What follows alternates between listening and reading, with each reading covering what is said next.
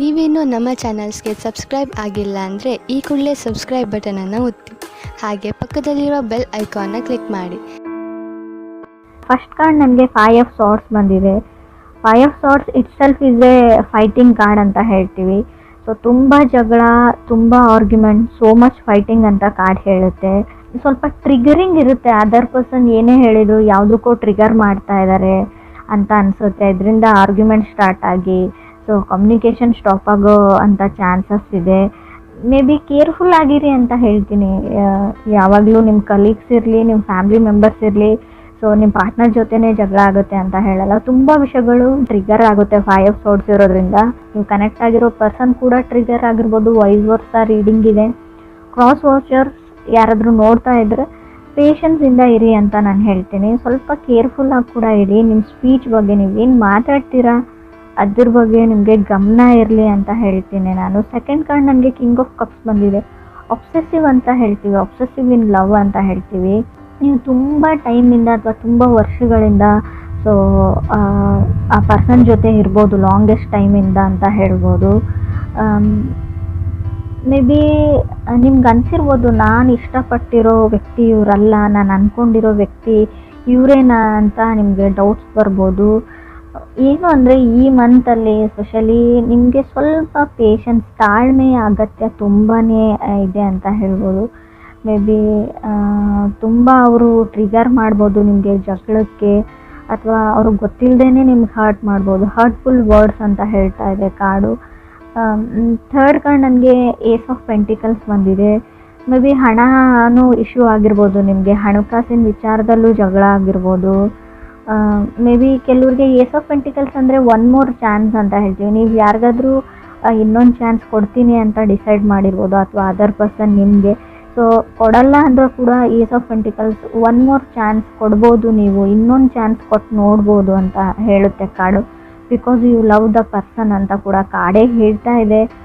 Cross watchers ನೋಡ್ತಾ ಇದ್ರು ಕೂಡ ಋಷಿಯವರಿಗೆ ನೀವು ಒನ್ ಮೋರ್ ಇನ್ನೊಂದು ಅವಕಾಶನ ಕೊಡಬಹುದು ಅಂತ ಕಾರ್ಡ್ ಹೇಳುತ್ತೆ. ಫೋರ್ತ್ ಕಾರ್ಡ್ ನನಗೆ 9 ಆಫ್ ವಾಂಡ್ಸ್ ಬಂದಿದೆ. 9 ಆಫ್ ವಾಂಡ್ಸ್ ಅಂದರೆ fighting in the war zone ಅಂತ ಹೇಳ್ತೀವಿ. ಬರೀ ಜಗಳ, ನಿಮ್ಮ ಫ್ಯಾಮಿಲಿ ಮೆಂಬರ್ಸ್ ಅವ್ರ ಫ್ಯಾಮಿಲಿ ಮೆಂಬರ್ಸ್ ನಡುವೆನೂ ಜಗಳ ಆಗ್ಬೋದು. ಸೊ ರಿಯಲ್ ಎಸ್ಟೇಟ್ ವ್ಯವಹಾರನ ಮಾಡಬೇಡಿ ಅಂತ ಹೇಳ್ತೀವಿ. ಅದರಿಂದ ಕೂಡ ಜಗಳ ಸ್ಟಾರ್ಟ್ ಆಗ್ಬೋದು. ಈ ಹಣಕಾಸಿನ ವಿಚಾರದಲ್ಲಿ ಸ್ವಲ್ಪ ದೊಡ್ಡ ಮಟ್ಟದ ಟೆನ್ಷನ್ ಕೂಡ ನಿಮಗೆ ಬರ್ಬೋದು. ಹಾಗೆ ಕೂಡ ನಿಮ್ಮ ಮದುವೆ ಫಿಕ್ಸ್ ಆಗಿದ್ದರೆ, ಎಂಗೇಜ್ಮೆಂಟ್ ನಡೀತಾ ಇದ್ರು ಕೂಡ ಅಲ್ಲಿ ಗಲಾಟೆಗಳಾಗ್ಬೋದು ಸಂಬಂಧಿಕರ ಮಧ್ಯೆ, ರಿಲೇಟಿವ್ಸ್ ಮಧ್ಯೆ ಅಂತ ಕೂಡ ಆ ಕಾರ್ಡ್ ಹೇಳ್ತಾ ಇದೆ. ಫಿಫ್ತ್ ಕಾರ್ಡ್ ನನಗೆ 9 ಆಫ್ ವಾಂಡ್ಸ್ ಬಂದಿದೆ. ಎಕ್ಸಾಸ್ಟೆಡ್, ಟಯರ್ಡ್ ಅಂತ ಹೇಳುತ್ತೆ. 9 ಆಫ್ ವಾಂಡ್ಸ್ ಅಂದರೆ ಫೈಟಿಂಗ್ ಅಂತ ಹೇಳ್ತೀವಿ. ನಂಗೆ ಗೊತ್ತಿಲ್ಲ ಯಾಕಿಷ್ಟು ಜಗಳಗಳು ನಡೀತಾ ಇದೆ, ಆರ್ಗ್ಯುಮೆಂಟ್ಸ್, ಫೈಟಿಂಗ್ ನಡೀತಾ ಇದೆ ಅಂತ ಕೂಡ ಅರ್ಥ ಆಗ್ತಾ ಇಲ್ಲ. ಕೆಲವ್ರಿಗೆ ನಿಮಗೆ ಗೊತ್ತಿದೆ ಫ್ಯಾಮಿಲಿ ಮ್ಯಾಟರ್ಸ್ ಅಂತ ಹೇಳಿ, ಸೊ ಅದನ್ನು ರಿಸಾಲ್ವ್ ಮಾಡ್ಕೊಳ್ಬೋದು. ಬಟ್ ಜಾನಲ್ಲಿ ಆಗೋದು ತುಂಬ ಕಷ್ಟ. ಅದಕ್ಕೆ ಸ್ವಲ್ಪ ಟೈಮನ್ನು ಕೊಡಿ ನೀವು ಅಂತ ಹೇಳ್ತಾ ಇದ್ದೀನಿ ನಾನು. ಸ್ವಲ್ಪ ಡಿಸ್ಟರ್ಬೆನ್ಸ್ ಇದ್ದರೂ ಕೂಡ ಅಡ್ಜಸ್ಟ್ ಮಾಡ್ಕೊಳ್ಳಿ. 6th ಕಾರ್ಡ್ ನನಗೆ 6 ಆಫ್ ಸಾರ್ಟ್ಸ್ ಬಂದಿದೆ. Another opportunity. ನಿಮಗೆ 6 ಆಫ್ ಸಾರ್ಟ್ಸ್ ಇರೋದ್ರಿಂದ ಖಂಡಿತವಾಗಿ ಅವ್ರಿಗೆ ಸೊ ಪೇಷನ್ಸಿಂದ ಇದ್ದರೆ ನಿಮ್ಗೆ ಇನ್ನೊಂದು ಚಾನ್ಸ್ ಅಥವಾ ಆಪರ್ಚುನಿಟಿ ಸಿಗುತ್ತೆ. ಆ ಆಪರ್ಚುನಿಟೀಸಿಂದ ಎಲ್ಲನೂ ಸರಿ ಹೋಗುತ್ತೆ ಕೆಲವ್ರಿಗೆ ಅಂತ ಹೇಳ್ಬೋದು. ಎಷ್ಟೇ ಜಗಳ ಇರಲಿ, ಏನೇ ಆಗಿರಲಿ, ಪ್ಯಾಚಪ್ ಆಗಿ ಒಂದು ಏನು ಹೇಳ್ತಾರೆ ಸುಂದರವಾದ ಬದುಕು, ಲೈಫ್ ಅಂತ ಹೇಳ್ಬೋದು. 7th ಕಾರ್ಡ್ ನನಗೆ 5 ಆಫ್ ಸಾರ್ಟ್ಸ್ ಬಂದಿದೆ. ಇನ್ನೂ ಕೆಲವ್ರಿಗೆ 3 ಆರ್ಗ್ಯುಮೆಂಟ್ಸ್ ಹೇಳ್ತೀನಿ. ನಂಗೆ ಗೊತ್ತಿಲ್ಲ, ರೀಡಿಂಗೇ ಇದೇ ಥರ ಇದೆ, ಬರೀ ಜಗಳ ಆರ್ಗ್ಯುಮೆಂಟ್ಸ್ ಅಂತ ಹೇಳ್ತೀನಿ ಅಂತ ಅಂದ್ಕೊಳ್ಬೇಡಿ. Fighting for a wrong reason ಅಂತ ಹೇಳುತ್ತೆ. ನೀವು ಅಥವಾ ಅದರ್ ಪರ್ಸನ್ನು ಒಂದು ತಪ್ಪಾದ ಕಾರಣಕ್ಕೆ ನೀವು ಜಗಳ ಆಡ್ತಾ ಇದ್ದೀರಾ. 5 ಆಫ್ ಸಾರ್ಟ್ಸ್ ಇರೋದ್ರಿಂದ ಸ್ವಲ್ಪ ಯೋಚನೆ ಮಾಡಿ, ಪೇಷನ್ಸಿಂದ ನೋಡಿ, ನಾನು ಸರಿ ಇದ್ದೀನಾ, ನಾನು ಮಾತಾಡೋ ವಿಷಯ ಸರಿ ಇದೆಯಾ, ನಾನು ಆರ್ಗ್ಯುಮೆಂಟ್ ಮಾಡ್ತಾ ಇರೋ ಟಾಪಿಕ್ ಯಾವ ಥರ ಇದೆ, ಸಿಚುವೇಶನ್ ಸರಿಯಾಗಿದೆಯಾ ಅಂತ ಯೋಚನೆ ಮಾಡಿ. ಈ 8th ಕಾರ್ಡ್ ನನಗೆ 6 ಆಫ್ ವಾಂಡ್ಸ್ ಬಂದಿದೆ. Quick to exit. ತುಂಬ ಬೇಗ ನಾನು ಬಿಟ್ಬಿಡ್ತೀನಿ, ನಾನು ಸಪ್ರೇಟ್ ಆಗಿಬಿಡ್ತೀನಿ, ಡಿವೋರ್ಸ್ ತೊಗೊಂಡ್ಬಿಡೋಣ ಅಂತೀರಾ ನೀವು ಅಥವಾ ಅದರ್ ಪರ್ಸನ್. ಅವ್ರಿಗೆ ನಿಮಗೆ ಬ್ಲೇಮ್ ಬರುತ್ತೆ ಅಂತ ಹೇಳ್ಬೋದು. ಬಟ್ ಇಬ್ಬರದ್ದು ಫಾಲ್ಟ್ ಇದೆ. Both people have A part ಅಂತ ಕಾರ್ಡ್ ಹೇಳ್ತಾ ಇದೆ. ಮೇ ಬಿ ಅದರ್ ಪರ್ಸನ್ ನಿಮ್ಮನ್ನು ಇಗ್ನೋರ್ ಮಾಡ್ಬೋದು, ಬ್ಲೇಮ್ ಎಲ್ಲ ನಿಮ್ಮ ಮೇಲೆ ಹಾಕ್ಬೋದು, ತಪ್ಪೆಲ್ಲ ನಿಮ್ಮದೇ ಅಂತ ಕೂಡ ಅನ್ಬೋದು. ಸ್ವಲ್ಪ ದಿನ ಸುಮ್ಮನಾಗಿ ಅಂತ ಹೇಳ್ತೀನಿ ನಾನು. 9th card ace of wands ಬಂದಿದೆ. ಇಗ್ನೋರ್ ಮಾಡ್ತಾ ಇದ್ದಾರೆ. Doing silent treatment. ನೀವೆಷ್ಟೇ ಕಾಲ್ ಮಾಡಿ, ಮೆಸೇಜ್ ಮಾಡಿ ರೆಸ್ಪಾನ್ಸ್ ಮಾಡಲ್ಲ, ಕಾಲ್ ಪಿಕ್ ಮಾಡ್ತಾ ಇಲ್ಲ ಅಂತ ಕೂಡ ನಿಮ್ಮ ಕಂಪ್ಲೇಂಟ್ ಇರ್ಬೋದು, ಅಥವಾ ನೀವು ಈ ಥರ ಮಾಡ್ತಾ ಇರ್ಬೋದು, ಅದರ್ ಪರ್ಸನ್ಗೆ ಇಗ್ನೋರ್ ಮಾಡ್ತಾ ಇರ್ಬೋದು ಅಂತ ಕಾರ್ಡ್ ಹೇಳ್ತಾ ಇದೆ. 10th ಕಾರ್ಡ್ ನನಗೆ 4 ಆಫ್ ಪೆಂಟಿಕಲ್ಸ್ ಬಂದಿದೆ, 11th ಹರ್ಮೆಟ್ ಕಾರ್ಡ್ ಬಂದಿದೆ. ನೋ ಕಮ್ಯುನಿಕೇಷನ್ ಅಂತ ಹೇಳುತ್ತೆ. ಕಮ್ಯುನಿಕೇಷನ್ ಇರಲ್ಲ, ತುಂಬ ಸೆನ್ಸಿಟಿವ್ ಇದ್ದಾರೆ ಪರ್ಸನ್. ಮೇ ಬಿ ನಾನಿಲ್ವಾ ಅಂತ ನೀವು ಕೇಳ್ಬೋದು, ಬಟ್ ನೀವು ಕನೆಕ್ಟ್ ಆಗಿರೋ ವ್ಯಕ್ತಿ ತುಂಬ ಸೆನ್ಸಿಟಿವ್ ಪರ್ಸನ್ ಅಂತ ಹೇಳ್ಬೋದು. ಚಿಕ್ಕ ಪುಟ್ಟ ವಿಷಯಕ್ಕೂ ತುಂಬ ಸೆನ್ಸಿಟಿವ್ ಆಗ್ತಾರೆ ಅವರು. ಹರ್ಮೆಟ್ ಕಾರ್ಡ್ ಬಂದಿರೋದ್ರಿಂದ ಡಿಪ್ರೆಷನ್ ಅಂತ ಹೇಳ್ತೀನಿ ನಾನು, ಆ್ಯಂಗ್ಸೈಟಿ, ತುಂಬ ಆತಂಕದಲ್ಲಿರ್ತಾರೆ ಅವರು ಅಥವಾ ನೀವು. ಸೋಲ್ ಸರ್ಚಿಂಗ್ ಅಂತ ಕೂಡ ನಾವು ಕರಿತೀವಿ ಇದನ್ನು. ನಾನು ಒಂಟಿ ಆಗಿದ್ದೀನಿ, ನನಗೆ ಯಾರೂ ಇಲ್ಲ ಅಂತ ಲೋನ್ಲಿನೆಸ್ ಕೂಡ ಫೀಲ್ ಆಗ್ಬೋದು ನಿಮಗೂ ಅಥವಾ ಅದರ್ ಪರ್ಸನ್ಗೂ. 12th ಕಾರ್ಡ್ ನನಗೆ 8 ಆಫ್ ಕಪ್ಸ್ ಬಂದಿದೆ. ನೀವು ಕೂಡ ತುಂಬ ಟಯರ್ಡ್ ಆಗಿ ಅಂತ ಹೇಳ್ಬೋದು. ಪೇಷನ್ಸ್ ಇಸ್ ಎವ್ರಿಥಿಂಗ್ ಅಂತ ಕಾರ್ಡ್ ಹೇಳುತ್ತೆ. ಆರ್ಗ್ಯುಮೆಂಟಿಗೆ ಹೋಗಬೇಡಿ ಅಂತ ಹೇಳ್ತೀನಿ. ನೋ ಟೈಮ್ ಫಾರ್ ಆರ್ಗ್ಯುಮೆಂಟ್ ಅಂತ ಇಟ್ಕೊಂಡಿರಿ ನೀವು ಮನಸ್ಸಲ್ಲಿ. ಸೊ ಇಗ್ನೋರೆನ್ಸ್ ಕೂಡ ಇದೆ. 13 ಕಾರ್ಡ್ ನನಗೆ 2 ಆಫ್ ಸಾರ್ಡ್ಸ್ ಬಂದಿದೆ. ಆದಷ್ಟು ನೀವು ಇಗ್ನೋರ್ ಮಾಡೋದಾದರೆ ಪರ್ಸನ್ ಅಲ್ಲ, ಸಿಚುವೇಶನ್ನ ಇಗ್ನೋರ್ ಮಾಡಿ ಅಂತ ಹೇಳ್ತೀನಿ. ಸೊ 2 ಪೀಪಲ್ ಇನ್ವಾಲ್ವ್ಡ್, 2 ಆಫ್ ಸಾರ್ಡ್ಸ್ ಇರೋದ್ರಿಂದ ಖಂಡಿತವಾಗ್ಲೂ ಏನೇ ಮಾಡಿ ಫೆಬ್ವರೆಗೂ ಆರ್ಗ್ಯುಮೆಂಟ್ಸ್ ಬಿಲ್ಡಪ್ ಆಗ್ತಾನೇ ಹೋಗುತ್ತೆ. ಹರ್ಮೆಂಟ್ ಕಾರ್ಡ್ ಇರೋದ್ರಿಂದ ಅವ್ರದ್ದು ನಿಮ್ಮ ಮನೆ ನಡುವೆ ಮಾತುಕತೆ ಅಥವಾ ನಿಮ್ಮ ಮಧ್ಯೆ ಕಮ್ಯುನಿಕೇಷನ್ ಸ್ಟಾಪ್ ಆಗ್ಬೋದು ಅಂತ ಕೂಡ ಕಾರ್ಡ್ ಹೇಳುತ್ತೆ. ಸೈಲೆಂಟ್ ಟ್ರೀಟ್ಮೆಂಟ್ ಅಂತ ಕೂಡ ನಾವು ಕರಿತೀವಿ.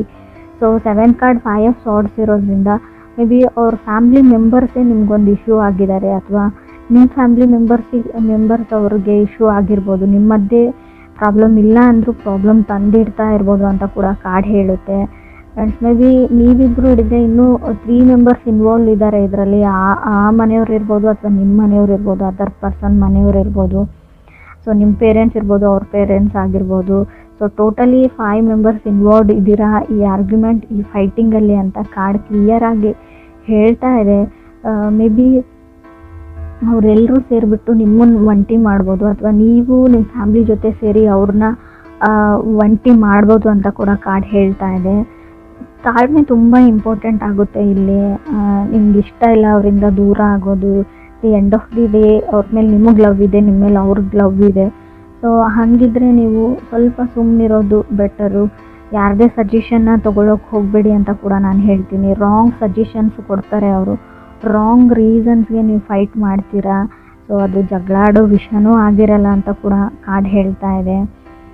ಎವ್ರಿ ಡೇ ಆರ್ಗ್ಯುಮೆಂಟ್ ಅಂತ ಹೇಳುತ್ತೆ 8 ಆಫ್ ಕಪ್ಸ್ ಇರೋದ್ರಿಂದ. ಸ್ವಲ್ಪ ನೆಗೆಟಿವ್ ರೀಡಿಂಗ್ ಇದೆ, ನಾನು ಒಪ್ಕೊಳ್ತೀನಿ. ಬಟ್ ಇನ್ ಕೇಸ್ ನೀವೇನಾದರೂ ಮದುವೆಗೋ ಅಥವಾ ಹುಡುಗನೋ ಹುಡುಗಿನೋ ಹುಡುಕ್ತಾ ಇದ್ದರೆ ಅಂಥ ಆಪರ್ಚುನಿಟೀಸ್ ಕೂಡ ನಿಮಗೆ 6 ಆಫ್ ಸಾರ್ಡ್ಸ್ ಇರೋದ್ರಿಂದ ಖಂಡಿತವಾಗ್ಲೂ ಆಪರ್ಚುನಿಟೀಸ್ ನಿಮಗೆ ಹುಡ್ಕೊಂಡು ಬರುತ್ತೆ ಅಂತ ನಾನು ಹೇಳ್ತೀನಿ. ಬಟ್ ಇಲ್ಲೂ ಕೂಡ ನೀವು ರಿಲೇಟಿವ್ಸ್ ಮಾತನ್ನ ಕೇಳೋಂಗಿಲ್ಲ. ನಿಮ್ಗೆ ಯಾರು ಆಫರ್ಸ್ನ ತಂದು ಕೊಟ್ಟಿರ್ತಾರೆ. ಸೊ ಸ್ವಲ್ಪ ಮ್ಯಾನಿಪುಲೇಟರ್ ಇದ್ದಾರೆ ಅವರು. ಇಲ್ಲದೆ ಇರೋದನ್ನೆಲ್ಲ ಇದೆ ಅಂತ ಹೇಳೋವಂಥ ವ್ಯಕ್ತಿ. ನೀವು ಕರೆಕ್ಟಾಗಿ ವಿಚಾರಿಸಿ ಬಿಟ್ಟು ಮುಂದೆ ಸ್ಟೆಪ್ ತೊಗೊಳ್ಳೋದು ಒಳ್ಳೆಯದು ಅಂತ ಕಾರ್ಡ್ ಹೇಳ್ತಾ ಇದೆ. ಡಿಲೇ ಹೇಳ್ತೀನಿ. ಓವರ್ ದ ಟೈಮ್ ಸ್ವಲ್ಪ ನಿಮಗೆ ಎಲ್ಲದರಲ್ಲೂ ಡಿಲೇ ಅಂತ ಅನ್ನಿಸ್ಬೋದು. ಸೊ ಅದು ಒಳ್ಳೆಯದೇ ಅಂತ ಹೇಳ್ತೀನಿ. ಯಾವುದೇ ಸಡನ್ ಡಿಸಿಷನ್ನ ಅಥವಾ ಬಿಗ್ ಡಿಸಿಷನ್ನ ಈ ಮಂತಲ್ಲಿ ಮಾಡಬೇಡಿ ಖಂಡಿತವಾಗ್ಲೂ ಅಂತ ಕಾರ್ಡ್ ಹೇಳ್ತಾ ಇದೆ. 9 ಆಫ್ ವಾಂಡ್ಸ್ ಇರೋದ್ರಿಂದ ಸ್ವಲ್ಪ ಟಯರ್ಡ್ ಆಗಿರ್ತೀರ. ಆದಷ್ಟು ಗುಡ್ ಸ್ಲೀಪ್ನ ತೊಗೊಳಕ್ಕೆ ಟ್ರೈ ಮಾಡಿ, ಚೆನ್ನಾಗಿ ನಿದ್ದೆ ಮಾಡೋಕ್ಕೆ ಟ್ರೈ ಮಾಡಿ ಅಂತ ಹೇಳ್ತೀನಿ. ರಿಯಲ್ ಎಸ್ಟೇಟ್ ವ್ಯವಹಾರನ ಮಾಡೋಕ್ಕೆ ಹೋಗಬೇಡಿ. ಏನಾದರೂ ಬೈ ಮಾಡ್ತೀನಿ ಹೊಸ ವಸ್ತುಗಳಂದ್ರೆ ಅದನ್ನು ಕೂಡ ಸ್ವಲ್ಪ ಪಾಸಲ್ಲಿ ಇಡಿ. ಎಲ್ಲನೂ ಒನ್ ಸ್ಟೆಪ್ ಬ್ಯಾಕ್ ಅಂತ ಹೇಳ್ತೀವಿ, ಸ್ಟೆಪ್ ಬ್ಯಾಕ್ ಆಗಿ ಅಂತ ಹೇಳ್ತೀನಿ ನಾನು. ಸೊ ಸ್ವಲ್ಪ ನಿಮಗೆ ನೀವು ಟೈಮ್ ಕೊಟ್ಕೊಳ್ಳಿ ಅಂತ ಕೂಡ ಕಾರ್ಡ್ ಹೇಳ್ತಾ ಇದೆ.